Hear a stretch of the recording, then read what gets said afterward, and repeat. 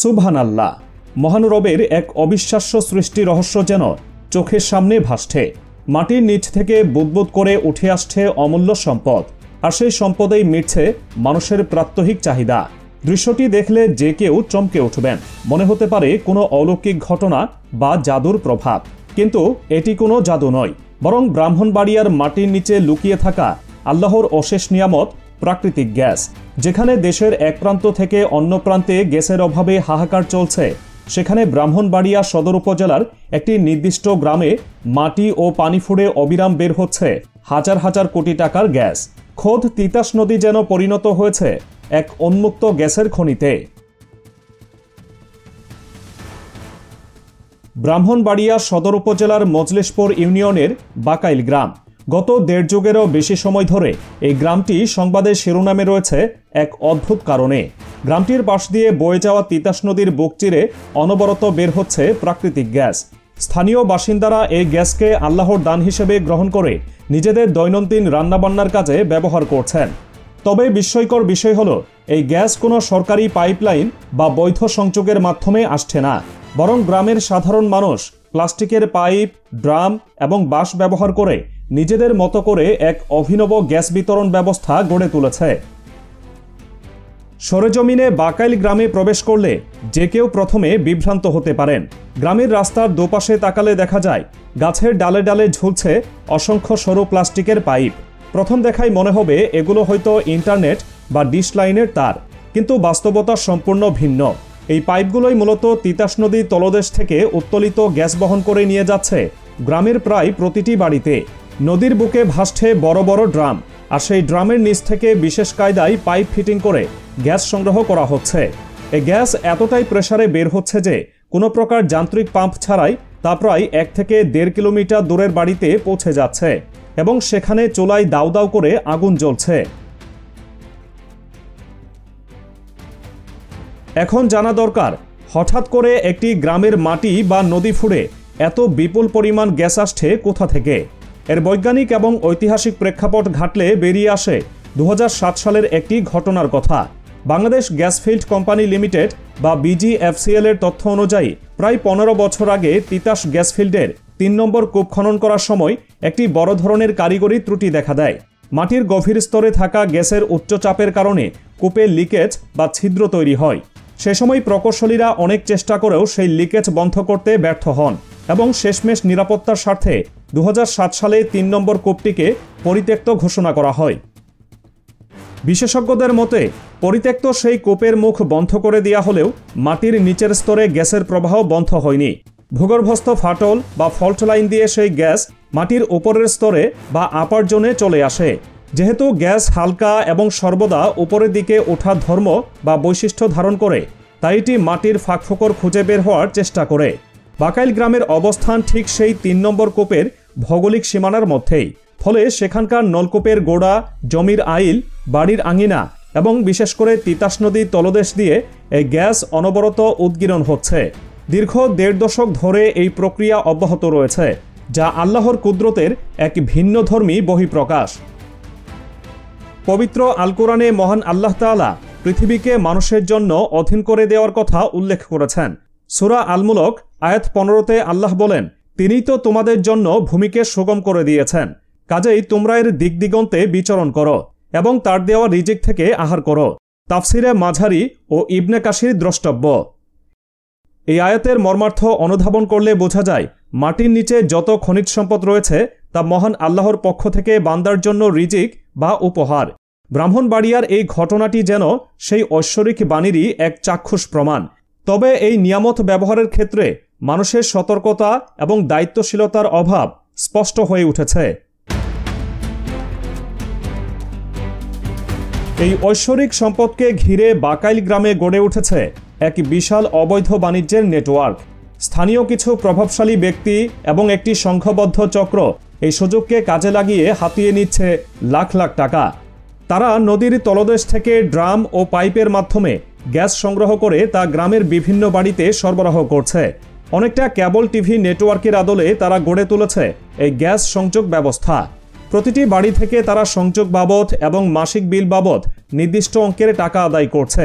সরকারি সম্পদ চুরি করে ব্যক্তি পকেটে ভরার এই মহোৎসব চলছে প্রশাসনের নাকের ডগাতেই। ওই এলাকার গ্রামবাসীরা বলেন, তারা এই সংযোগের ঝুঁকি সম্পর্কে সম্পূর্ণ অবগত। প্লাস্টিকের পাইপ যে কোনো সময় ফেটে গিয়ে ভয়াবহ অগ্নিকাণ্ড ঘটার সম্ভাবনা রয়েছে। বিশেষ করে রান্নার সময় বা পাইপ লিকেজ হলে বড় ধরনের দুর্ঘটনার শঙ্কা থাকে সব সময়। কিন্তু এরপরও তারা এই গ্যাস ব্যবহার করছেন। এর পেছনের কারণ হিসেবে তারা জাতীয় গ্যাস সংকটের কথা উল্লেখ করেন। সরকারিভাবে নতুন গ্যাস সংযোগ বন্ধ থাকায় এবং সিলিন্ডার গ্যাসের উচ্চ মূল্যের কারণে বাধ্য হয়ে তারা এই ঝুঁকিপূর্ণ পথ বেছে নিয়েছেন। স্থানীয়দের মতে, হাতের কাছে এত গ্যাস নষ্ট হচ্ছে, তাই তারা এটি ব্যবহার করছেন। এখানে একটি চরম বৈপরীত্য এবং আক্ষেপের বিষয় উঠে আসে। ব্রাহ্মণবাড়িয়া জেলাটি পুরো বাংলাদেশের জ্বালানি খাতের অন্যতম প্রধান যোগানদাতা। এই জেলার তিতাস গ্যাস ফিল্ড থেকে জাতীয় গ্রিডে বিপুল পরিমাণ গ্যাস সরবরাহ করা হয়, যা দিয়ে ঢাকা, চট্টগ্রাম সহ দেশের বড় বড় শহরের শিল্প কারখানা ও বাসাবাড়ি চলে। অথচ সেই ব্রাহ্মণবাড়িয়ার স্থানীয় বাসিন্দারাই তীব্র গ্যাস সংকটে ভুগছেন। সদর উপজেলা এবং সরাইল সহ আশেপাশের এলাকাগুলোতে বৈধ লাইনে গ্যাসের চাপ থাকে না বললেই চলে। সকালে গ্যাস থাকলে দুপুরে উধাও হয়ে যায়, আবার রাতে এলে নিভু নিভু করে জ্বলে। স্থানীয় এক বাসিন্দা আক্ষেপ করে বলেন, আমরা বাতির নিচে অন্ধকারে আছি। আমাদের মাটি থেকে গ্যাস নিয়ে সারা দেশ চলছে, আর আমরাই গ্যাস পাচ্ছি না। উল্টো আমাদের চোখের সামনে নদী দিয়ে কোটি কোটি টাকার গ্যাস উড়ে যাচ্ছে। এই বঞ্চনা থেকেই হয়তো বাকাইল গ্রামের মানুষ জীবনের ঝুঁকি নিয়ে এই অবৈধ গ্যাস সংযোগের দিকে ঝুঁকেছেন। প্রশাসনের ভূমিকা নিয়ে কথা বলতে গেলে দেখা যায় এক ইঁদুর বিড়াল খেলা। মাঝে মাঝে জেলা প্রশাসন এবং ভ্রাম্যমাণ আদালত এই এলাকায় অভিযান পরিচালনা করে। তারা নদীর পাড় থেকে ড্রাম ও পাইপ জব্দ করেন, সংযোগ বিচ্ছিন্ন করে দেন এবং অবৈধ লাইনগুলো ধ্বংস করেন। কিন্তু অভিযানের স্থায়িত্ব থাকে মাত্র কয়েক ঘন্টা বা কয়েকদিন। প্রশাসন চলে যাওয়ার পর রাতের আধারে সেই প্রভাবশালী চক্রটি আবারও নতুন পাইপ দিয়ে সংযোগ স্থাপন করে, যেন কিছুই হয়নি। ব্রাহ্মণবাড়িয়ার অতিরিক্ত জেলা ম্যাজিস্ট্রেট জেসমিন সুলতানা বিষয়টি নিয়ে গণমাধ্যমকে নিশ্চিত করেছেন যে প্রশাসন এই অবৈধ সংযোগের ব্যাপারে অত্যন্ত কঠোর অবস্থানে রয়েছে। তিনি জানান, বড় ধরনের দুর্ঘটনা এড়াতে এবং সরকারি সম্পদের অপচয় রোধে শিগগিরই সেখানে বড় পরিসরে উচ্ছেদ অভিযান চালানো হবে। তবে স্থানীয় সচেতন মহল মনে করেন, শুধুমাত্র উচ্ছেদ অভিযান চালিয়ে এই সমস্যার স্থায়ী সমাধান সম্ভব নয়। কারণ মাটির নিচ থেকে গ্যাসের উদ্গীরণ বন্ধ না হওয়া পর্যন্ত মানুষ কোনো না কোনো উপায়ে তা ব্যবহারের চেষ্টা করবেই। পরিবেশ বিজ্ঞানীদের মতে, এভাবে উন্মুক্ত স্থান দিয়ে গ্যাস বের হওয়া পরিবেশের জন্য মারাত্মক ক্ষতিকর। মিথেন গ্যাস বায়ুমণ্ডলের তাপমাত্রা বৃদ্ধিতে কার্বন ডাই অক্সাইডের চেয়েও অনেক বেশি ভূমিকা রাখে। তিতাস নদী এবং আশেপাশের জমি দিয়ে যে পরিমাণ গ্যাস বাতাসে মিশছে, তা ওই এলাকার পরিবেশগত ভারসাম্য নষ্ট করছে। এছাড়া যে কোনো সময় বড় কোনো বিস্ফোরণ বা অগ্নিকাণ্ডের ঘটনা ঘটলে পুরো গ্রাম ভস্মীভূত হওয়ার আশঙ্কাও উড়িয়ে দেওয়া যায় না। বিশেষ করে যেভাবে গাছের উপর দিয়ে এবং মাটির নিচ দিয়ে অপরিকল্পিতভাবে প্লাস্টিকের পাইপ নেওয়া হয়েছে, তা এক প্রকার বারুদের স্তূপের উপর বসবাসের শামিল। এখন সবচেয়ে বড় বিষয় হলো, এই বিশাল সম্পদের ভবিষ্যৎ কি? বিজিএফসিএল বা পেট্রো বাংলা কি এই গ্যাসকে বাণিজ্যিকভাবে কাজে লাগানোর কোনো উদ্যোগ নিতে পারে না? 2007 সালে পরিত্যক্ত ঘোষিত 3 নম্বর কূপটি থেকে যে লিকেজ হচ্ছে, আধুনিক প্রযুক্তি ব্যবহার করে সেই গ্যাস কি কোনোভাবে প্রসেসিং প্ল্যান্টে নেওয়া সম্ভব নয়? যদি তা সম্ভব হতো, তবে একদিকে যেমন রাষ্ট্র কোটি কোটি টাকার রাজস্ব পেত, অন্যদিকে পরিবেশ বিপর্যয়ের হাত থেকেও রক্ষা পাওয়া যেত, আর স্থানীয় মানুষ পেত বৈধ এবং নিরাপদ গ্যাস সংযোগ।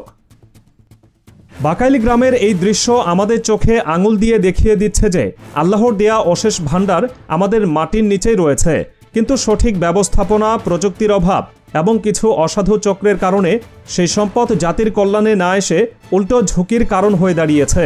স্থানীয়রা দাবি জানিয়েছেন, সরকার যেন এই গ্যাসকে কোনোভাবে বৈধতার আওতায় এনে তাদের ব্যবহারের সুযোগ করে দেয়। তারা সরকারকে বিল দিতে প্রস্তুত, কিন্তু তারা চান জীবনের নিরাপত্তা এবং গ্যাসের নিরবচ্ছিন্ন সরবরাহ। ব্রাহ্মণবাড়িয়ার তিতাস নদীর এই দৃশ্য মহান আল্লাহর কুদরতের এক অনন্য নিদর্শন। মাটি ফুঁড়ে বের হওয়া এই গ্যাস প্রমাণ করে যে এই দেশের মাটির নিচে এখনও লুকিয়ে আছে বিশাল খনিজ ভাণ্ডার। কিন্তু এই নিয়ামতের সঠিক ব্যবহার নিশ্চিত করা আমাদের জাতীয় দায়িত্ব। প্রশাসনের কঠোর নজরদারি, আধুনিক প্রযুক্তির ব্যবহার এবং স্থানীয় মানুষের সচেতনতাই পারে বড় কোনো দুর্ঘটনা থেকে এই জনপদকে রক্ষা করতে। হাজার হাজার কোটি টাকার এই গ্যাস যেন বাতাসে উড়ে নষ্ট না হয়, তা যেন দেশের অর্থনীতির চাকাকে সচল রাখতে ভূমিকা রাখে, সেটাই এখন সময়ের দাবি। আল্লাহ তাআলা আমাদের এই অমূল্য সম্পদ রক্ষণাবেক্ষণ করার এবং সঠিক উপায়ে ব্যবহার করার তৌফিক দান করুন এবং সকল প্রকার অনাকাঙ্ক্ষিত দুর্ঘটনা থেকে এই এলাকার মানুষকে হেফাজত করুন।